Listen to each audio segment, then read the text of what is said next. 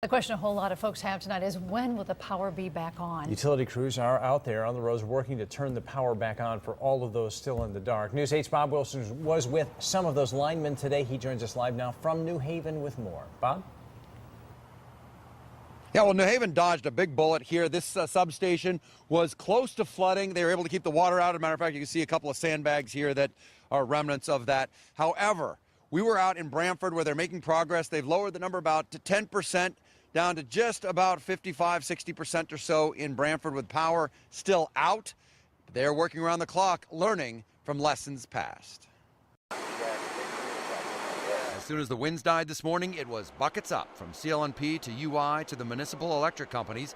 The saws were buzzing. Some were even working during the storm. And within about 15 minutes, they were out there with the police car and the road crew, the lines crew.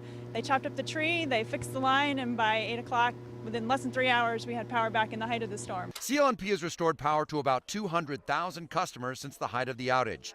In Brantford alone, they had more than a dozen trucks clearing trees and rehanging lines.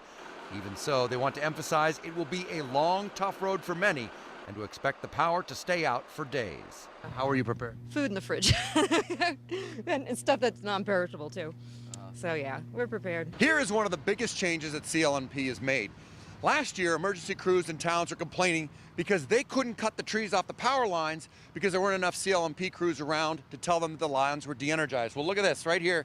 CLNP has been traveling around in Northeast Utilities with the tree clearing crews, and they have been out and about clearing down. Right now, they're taking the trees off the power lines and moving on to the next one so they can at least get the roads open and then get the power back on. At this time last year, we had 300 additional line workers ready to go. We have over 1,000 additional line workers ready to go, and many of them are already out there right now at work across our system.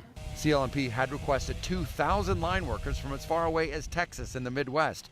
But because they were competing with New York, Pennsylvania, and New Jersey, they were only able to get about half that many.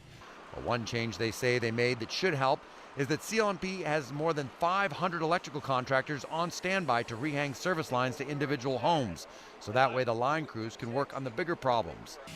Will all the changes mean the power's back on sooner? Only time will tell. We got a lot of candles, we got flashlights. I went out and bought a lot of batteries, and we're there. Now, one of the things that CLNP has learned from in the past, when asked point blank, when will the power be back on, Mitch Gross said, we're not going to go down that road. There are too many variables. We don't know exactly when. Last time we gave a time deadline. Right now, we're just going to tell you it's days. We have the crews out there. They're working around the clock to get that power back up and restored. I'm Bob Wilson, reporting live in New Haven, News 8.